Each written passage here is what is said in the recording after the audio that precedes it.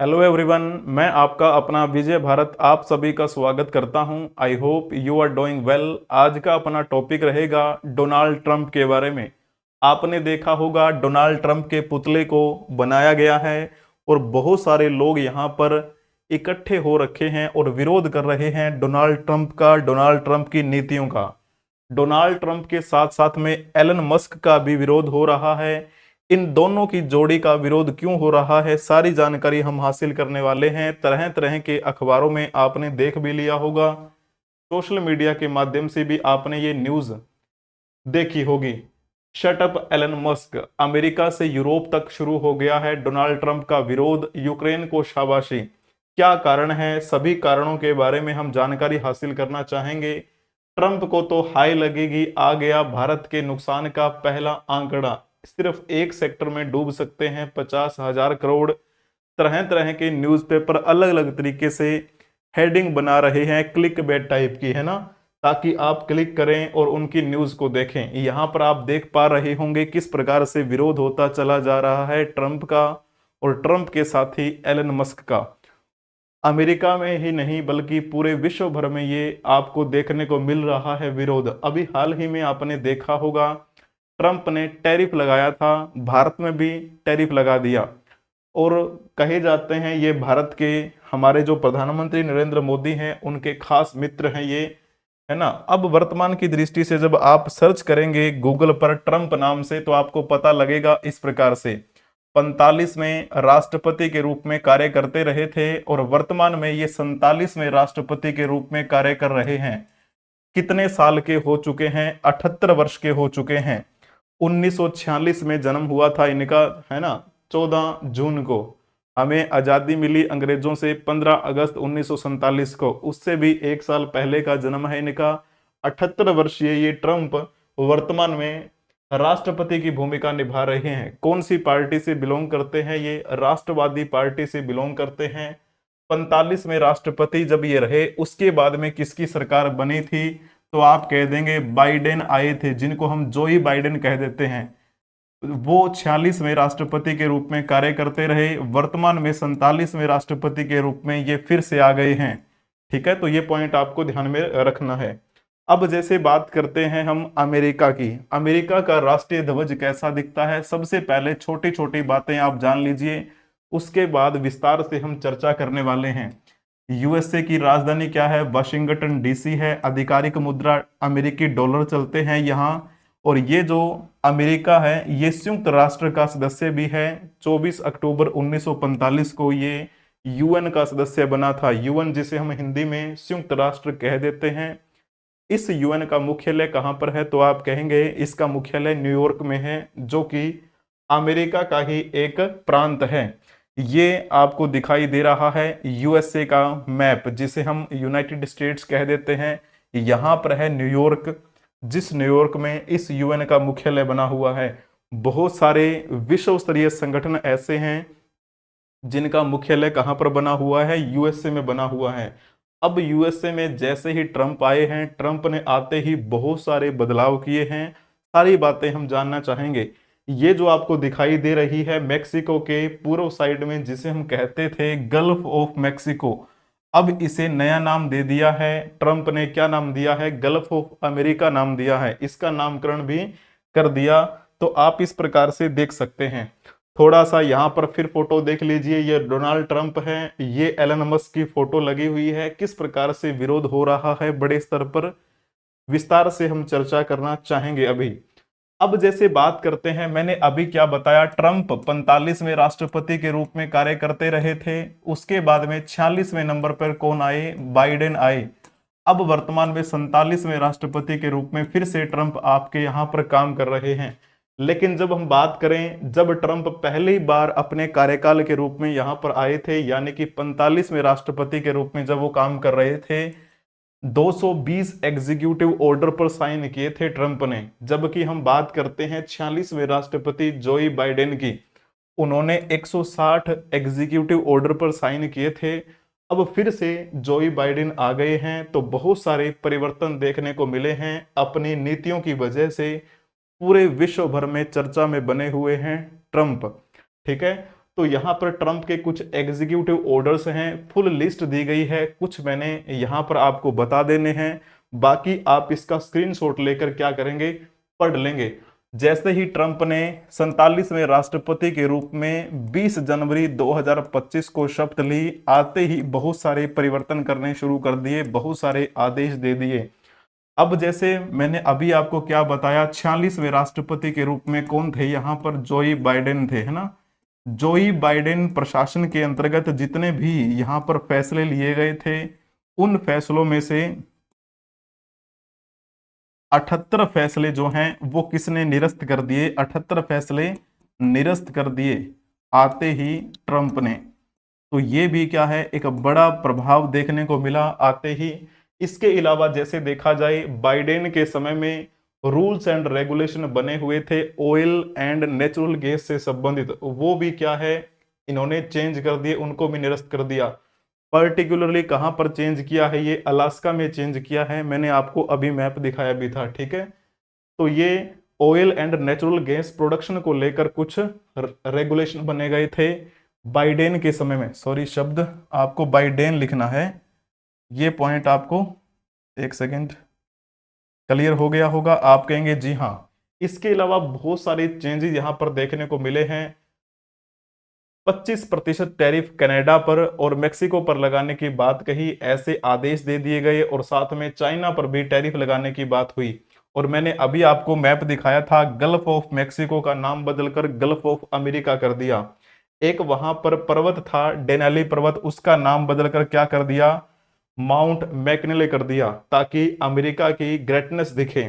अभी हाल ही में एक ऐसा ऑर्डर जारी किया था जिसमें कहा गया था कि आने वाले जो भी कुछ कार्यक्रम रहेंगे, इनॉग्रेशन डेज रहेंगे, उनमें ध्वज जो है बहुत ऊंचा लहराया जाना चाहिए, जिसकी प्रेरणा उनको कहां कब मिली, जिमी कार्टर की डेथ एनिवर्सरी बनाई जा रही थी, उस समय फ्लैग को नीचे किया गया था, वहीं से इनको ये प्रेरणा मिली, जिसके बारे में आपको पता लगेगा।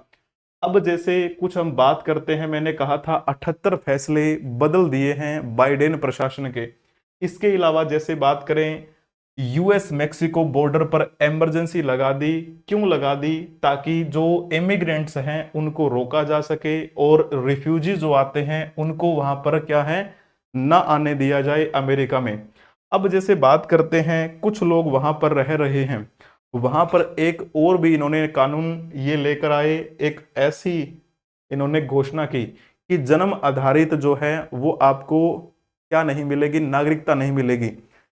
अब कुछ लोग ऐसे हैं जो अदर माध्यम से गए हैं, जैसे कुछ डोंकी के माध्यम से चले जाते हैं, बाद में उनका बच्चा पैदा होता है तो उसको वहां की नागरिकता नहीं मिलेगी। उसमें क्या है, थोड़ा सा लंबा प्रोसेस रहेगा, कॉन्स्टिट्यूशनल प्रोसेस जो है वो थोड़ा और इसमें क्या बना दिया है, गहरा बना दिया है, ठीक है। तो अब यहां पर अगर देखा जाए तो यूएस और मेक्सिको के जो बॉर्डर है वहां पर दीवार बनाई जानी है, इसलिए वहां पर इमरजेंसी भी घोषित कर दी है, जिसके बारे में आपने सुना भी होगा।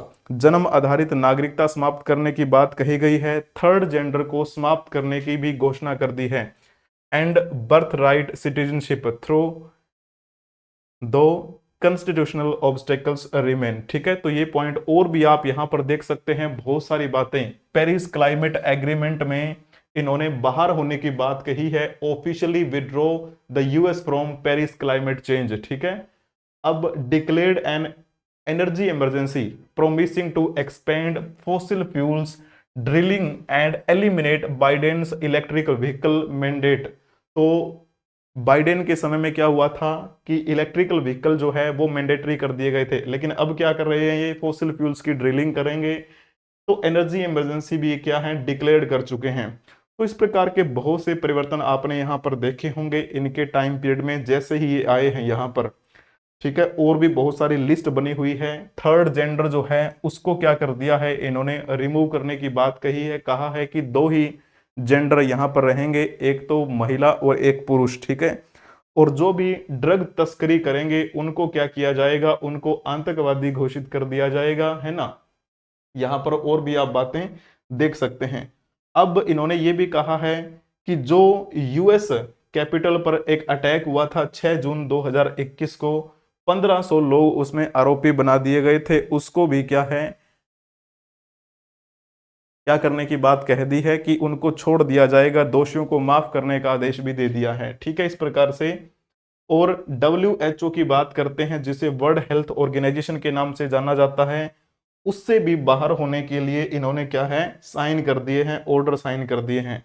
और भी यहां पर आप बातें देख सकते हैं, क्या लिखा है, ड्रग जो व्यापार करते हैं उनको टेररिस्ट ऑर्गेनाइजेशन के रूप में बता दिया जाएगा। तो इस प्रकार से बहुत सारी नीतियां जो हैं वो इन्होंने बनाई, और कुछ टैरिफ भी लगा दिया है बहुत सारे देशों पर। टैरिफ का मतलब क्या होता है वो भी मैं आपको बताऊंगा, चिंता करने की कोई आवश्यकता नहीं है।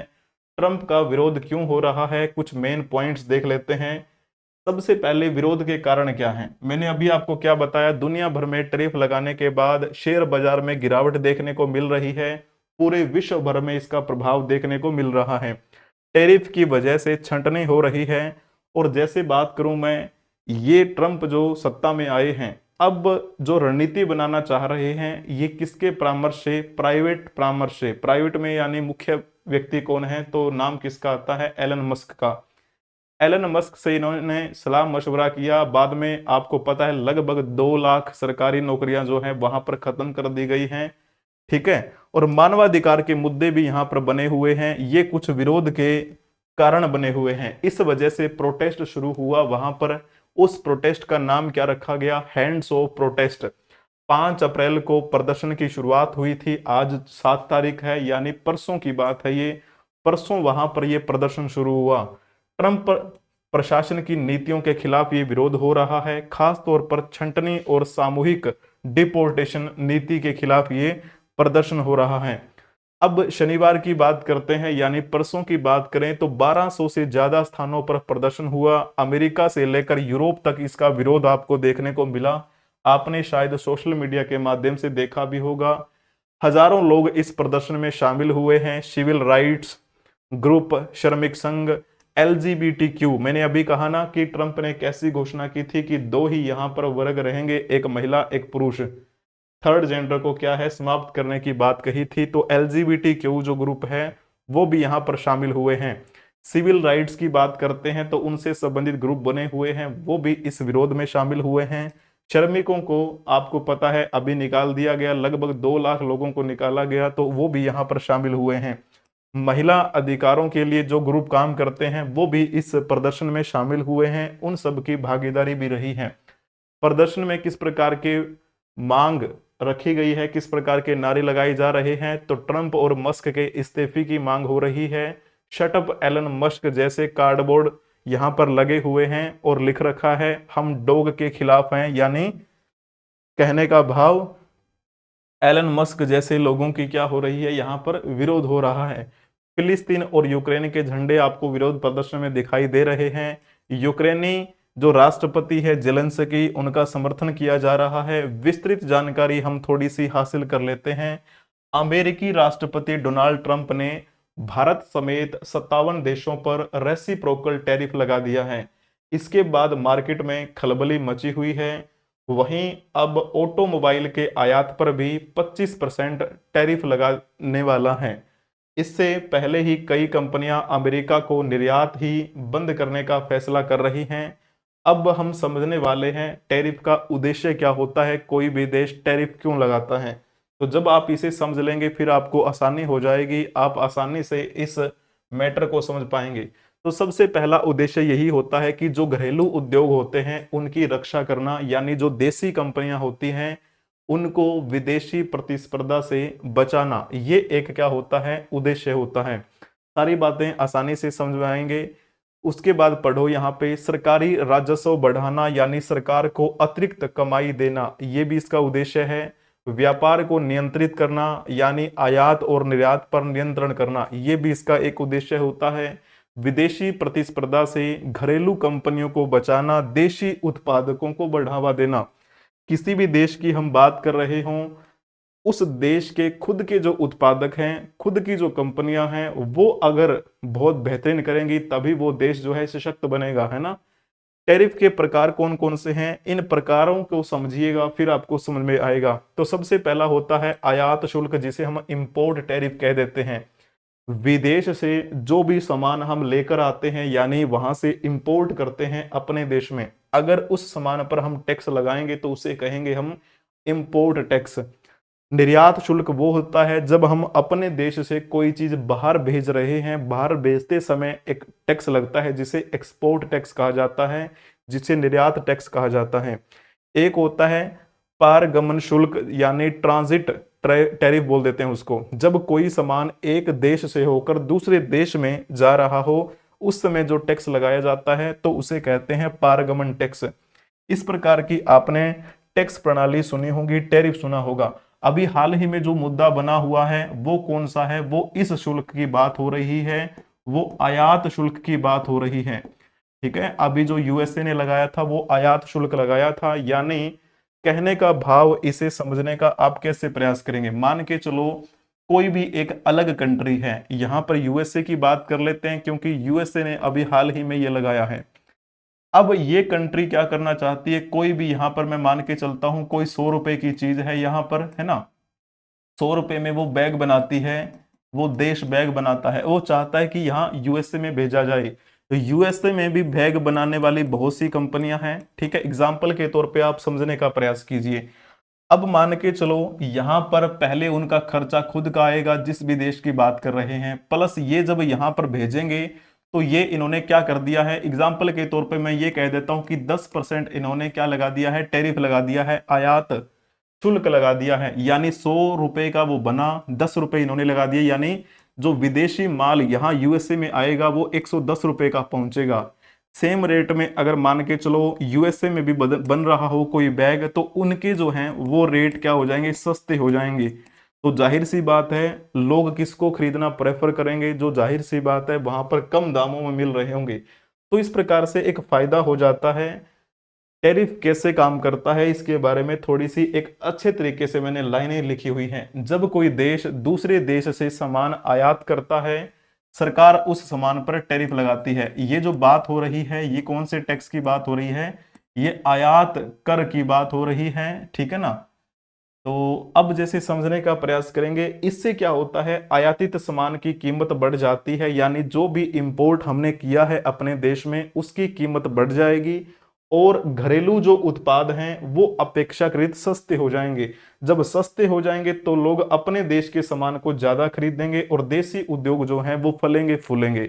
इसी वजह से क्या किया है अमेरिका ने अपने देश के फायदे के लिए, यानी अपने देश में घरेलू उत्पाद को बढ़ावा देने के लिए, अपने देश के देशी उद्योगों को लाभ पहुंचाने के लिए ये टैरिफ लगाए हैं बहुत सारे देशों पर, जिसकी वजह से टाटा मोटर्स के स्वामित्व वाली इकाई जैगुआर लैंड रोवर ने शुल्क संरचना में बदलाव को ध्यान में रखते हुए ब्रिटेन में स्थित अपने विनिर्माण संयंत्रों से अमेरिका को वाहनों का निर्यात करने के लिए रोक दिया है। यानी ये अमेरिका में अब नहीं भेजेंगे।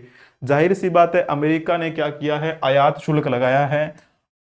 और ये जब लैंड रोवर वहां पर पहुंचेगी तो जाहिर सी बात है जब टैक्स लगेगा तो वो महंगी हो जाएगी, वहां पर उसको कौन खरीदेगा, इनका तो खर्चा लग ही जाएगा। लेकिन वो चाहते हैं कि उनके वहां खुद के जो उद्योग हैं वो फले फूले, है ना, तो यही एक उद्देश्य होता है। इसी वजह से क्या हो रहा है, एक विरोध हो रहा है अलग अलग जगहों पर। वाशिंगटन डीसी का नेशनल मॉल जो है वहां पर विरोध हुआ, मैनहट्टन, बोस्टन, ये कुछ जगहें हैं जहां पर इनका विरोध हो रहा है बड़े स्तर पर। आपने इस प्रकार की फोटोज देखी भी होंगी सोशल मीडिया के माध्यम से। क्लियर हो गया है आपको? अब जैसे बात करें अमेरिका से बाहर भी इसका विरोध होने लगा है। फ्रांस की राजधानी पेरिस में भी करीब 200 अमेरिकी इकट्ठे हुए हैं और उन्होंने राष्ट्रपति डोनाल्ड के जो फैसले हैं उनका विरोध किया है। इसके अलावा लंदन और लिस्बन में भी सैकड़ों लोग इकट्ठा हुए और डोनाल्ड ट्रंप एलन मस्क की जोड़ी का विरोध कर रहे हैं। लंदन के बारे में तो पता ही आपको, ये यूके में है, और लिस्बन किसकी राजधानी है, ये पुर्तगाल में है। यानी आप देख पा रहे होंगे अलग अलग देशों में यहां पर विरोध हो रहा है, फ्रांस, लंदन, है ना, लिस्बन। तो इस प्रकार से आपको पता लगा लंदन में करीब 500 के लोग इकट्ठा हुए, उनके हाथों में किस प्रकार से पोस्टर थे, स्वाभिमानी अमेरिकी शर्मिंदा हैं। तो ये देख सकते हैं कितनी भारी मात्रा में लोग इकट्ठे यहाँ पर हो रखे हैं। अलग अलग देशों में ये यहाँ पर विरोध प्रदर्शन देखने को मिला। टैरिफ की मैंने बात बताई, टैरिफ किस प्रकार से काम करता है, कैसे फायदा होता है, क्यों लगाया जाता है टैरिफ। अब टैरिफ की जो सूची है वो मैं आपको बता देता हूं। अमेरिकी राष्ट्रपति डोनाल्ड ट्रंप ने भारत समेत 57 देशों पर रेसिप्रोकल टैरिफ लगाए हैं, जिसके बाद मार्केट में खलबली मची। तो मैं पूरी की पूरी लिस्ट ही आपको बता देता हूं। मैं 56 देशों की बात नहीं, मैं बहुत सारे देशों की यहां पर आपको बात बता देता हूं। जब मैं बात करता हूं अपने भारत की, भारत पर कितना टैक्स लगा है, तो आप कह देंगे 26, यहां पर 26% टैक्स लगा है। इसके अलावा देखा जाए चाइना पर 34% है, यूरोपियन यूनियन के जो सदस्य देश हैं उन पर 20 है, Vietnam 46%, Taiwan 32%, Japan 24, south Korea, Thailand, Switzerland, Indonesia, Malaysia, Cambodia, UK, UK पर कितना है 10। तो मैंने कहा था ना कि यूके के लंदन में भी लोग इकट्ठे हुए हैं। इसके अलावा South Africa, Brazil, Bangladesh, Singapore, Israel, Philippines, Chile, Australia, Pakistan, तुर्की, श्रीलंका, कोलंबिया, पेरू, निकारागुआ। यहां पर देख सकते हैं श्रीलंका पर कितना टैरिफ लगाया इन्होंने, 44%। इस प्रकार की पूरी लिस्ट मैंने यहां पर एज ए स्क्रीनशॉट लगा दी है, उनकी ऑफिशियल वेबसाइट से मैंने डाटा उठाया। और अगर आप इसको स्क्रीनशॉट को यहां पर रोक के देखेंगे तो पढ़ भी सकते हैं इसे आप, ठीक है। आपको कई ऐसे देशों के नाम पढ़ने को मिलेंगे जो शायद आपने ना सुने हों, ठीक है। जरूरी नहीं है कि ना ही सुने, सुने हो सकते हैं, बिल्कुल। तो ये पॉइंट देख लीजिएगा कौन कौन से देशों की पूरी लिस्ट है। मैं थोड़ा साइड में हो जाता हूं ताकि आप इसको रोक के देख सकिए, ठीक है ना। Norway, Costa Rica, Jordan, Dominic Republican, UAE, UAE के साथ कितना है 10 है ना।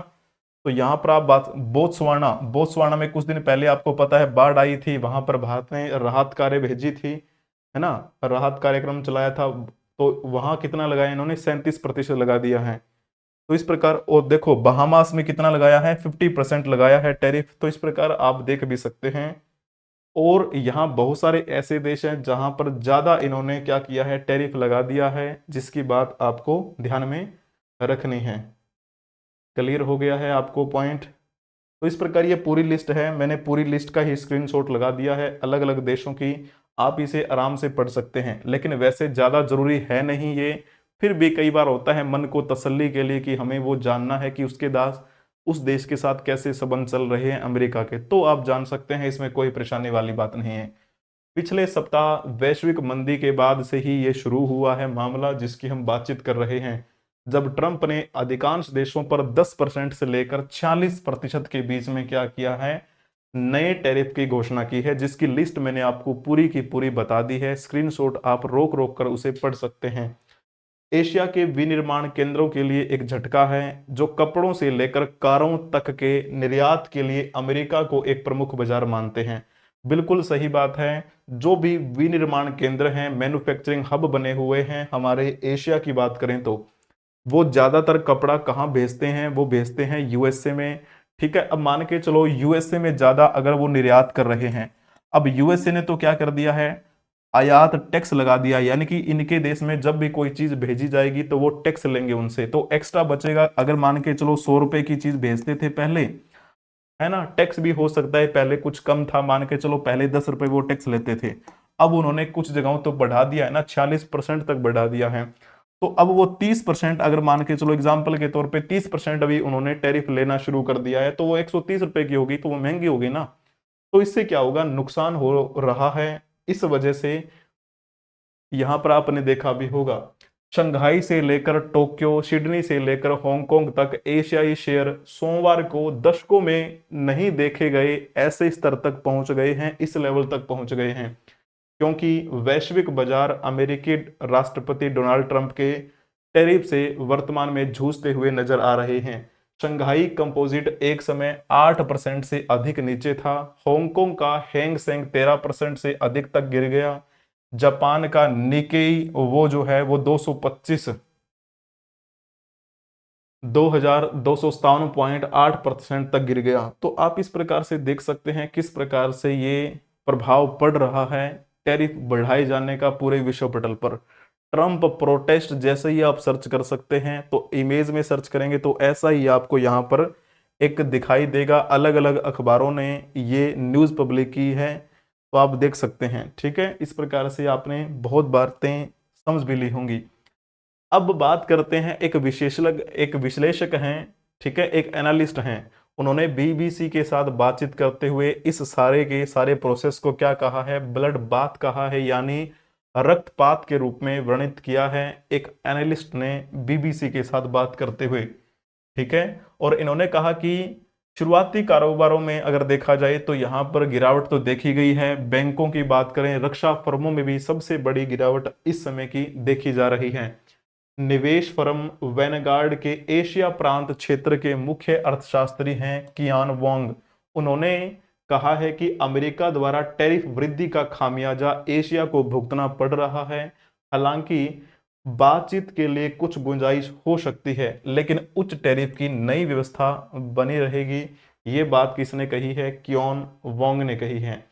ट्रंप द्वारा हर देश से आने वाले सामानों पर 10% आयात करों की घोषणा के बाद से वैश्विक शेयर बाजारों में खरबों डॉलर का नुकसान हुआ है, जिसमें चीन भी शामिल है, यूरोपीय संघ भी शामिल है, वियतनाम जैसे प्रमुख व्यापारिक साझेदारों सहित दर्जनों देश इस में शामिल हैं, जहां पर क्या है, अधिक टैक्स लगाया गया है। 10% से तो ज्यादा ही था। मैंने आपको पूरे अमेरिका के साथ जिन जिन देशों के साथ संबंध है व्यापारिक दृष्टिकोण से, वहां वहां मैंने पूरी लिस्ट बता दी। पूरी लिस्ट ही उन्होंने एक बार क्या की है, नवीनीकरण कर दिया उस लिस्ट का। तो इस प्रकार से आपने देखा होगा, यही वो वजह है जिसकी वजह से ही विरोध हो रहा है। इसके अलावा अन्य मुद्दों की बात भी कर लेते हैं। क्या क्या परिवर्तन किया आपने देखा होगा, यूएसए के पास में यहां पर आपको दिखाई देती है कौन सी खाड़ी, गल्फ ऑफ मेक्सिको के नाम से जैसे जानते थे, अब ये गल्फ ऑफ अमेरिका के नाम से जानी जाने लगी है, क्योंकि ट्रंप ने जैसे ही शपथ ली उसके बाद से इसका नाम भी बदलने की घोषणा कर दी थी। जब हम सर्च करते हैं हमारे भारत में यहाँ पर बैठकर, तो हमें ये गल्फ ऑफ मेक्सिको भी दिखता है और गल्फ ऑफ अमेरिका भी दिखता है। जब आप अमेरिका में बैठकर गूगल पर सर्च करेंगे तो आपको गल्फ ऑफ अमेरिका ही दिखेगा, गल्फ ऑफ मेक्सिको आपको नहीं दिखेगा। ये ठीक वैसी ही बात है जब हम जम्मू एंड कश्मीर की बात करते हैं, तो जम्मू एंड कश्मीर जब हम भारत में रहकर सर्च करते हैं तो वो भारत का हिस्सा दिखाया जाता है। वहीं जब हम किसी दूसरे देश में जाकर सर्च करेंगे गूगल पर जम्मू एंड कश्मीर, तो उसको विवादित दिखाया जाता है। आपने इसका एग्जाम्पल वर्ल्ड मैप देखा होगा, वर्ल्ड मैप में हमेशा ही वो विवादित एरिया दिखाया जाता है, भारत में वो भारत का हिस्सा दिखाया जाता है। ठीक इसी प्रकार जब अमेरिका में सर्च किया जाएगा तो इसका नाम गल्फ ऑफ अमेरिका ही दिखेगा ओनली। बाहर के जो लोग हैं वो सर्च करेंगे तो गल्फ ऑफ मेक्सिको या फिर गल्फ ऑफ अमेरिका दोनों ही दिखेंगे। तो ये एक परिवर्तन देखने को मिला अलग से। और कुछ दिन पहले आपको पता है इस स्टैचू ऑफ लिबर्टी को लेकर भी विवाद उठा था। विवाद कैसे उठा था ये भी मैं आपको बता देता हूं, इस पर मैंने डिटेल्ड वीडियो बना रखी है, वो आप आराम से देख सकते हैं।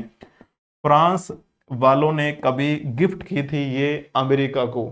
यहाँ पर ये बेड़ियां बनी हुई है, बेड़ियां टूटी हुई बेड़ियां हैं जो ये दिखाती हैं कि गुलामी से मुक्ति का प्रतीक है ये, ठीक है। तो यहाँ पर आपको दिखाई दे रही है, ये सातों महाद्वीप की बात होती है यहाँ पर, ये एक सिंबल है।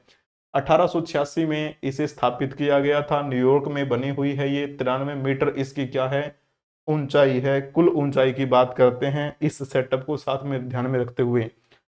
अब स्टेचू ऑफ लिबर्टी को वापस मांग रहे हैं कौन? फ्रांस वाले।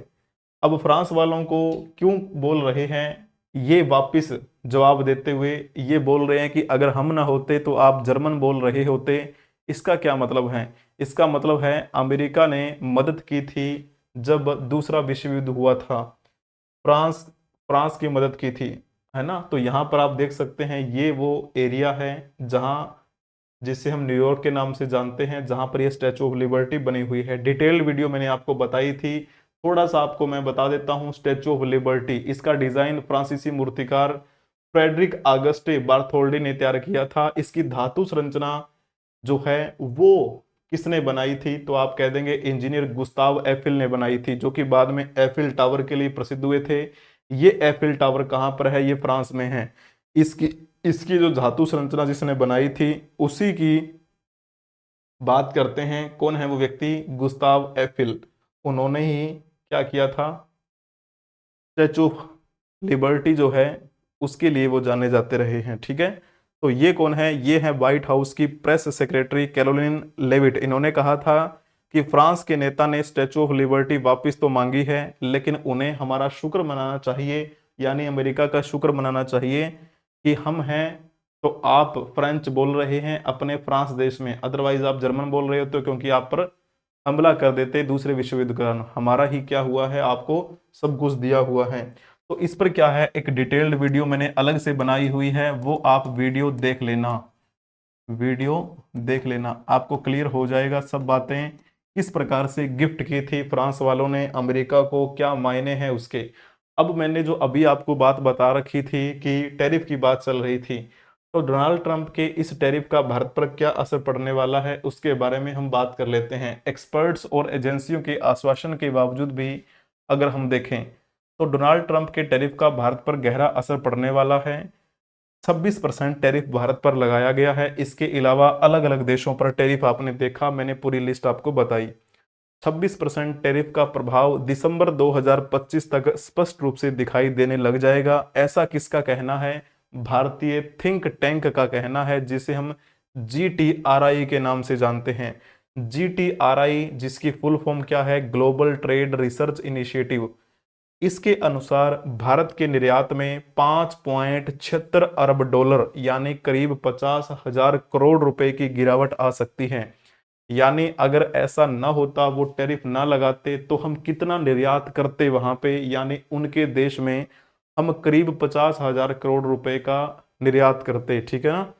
तो इस प्रकार से इतनी गिरावट आ सकती है हम विश्व पटल पर देखें तो। ठीक है, तो इस प्रकार नकारात्मक प्रभाव पड़ने की आशंका है छोटे और मझले उद्योगों पर। मीडियम और स्मॉल एंटरप्राइज जो हैं उन पर प्रभाव भी इसका पड़ेगा। तो ये कुछ मुद्दा था जिसके बारे में मैंने आपको बातें बताई हैं। डेली करंट अफेयर्स की क्लास आपकी चलती है, वीकली करंट अफेयर्स की क्लास भी आपकी होती है। इसके अलावा हिस्ट्री की क्लासेस आपकी हो रही हैं। सभी हमारे साथ बने रहिएगा, हमारे साथ शेयर भी कर देंगे अपने दोस्तों के साथ। थैंक यू सो मच बने रहने के लिए। नमस्कार।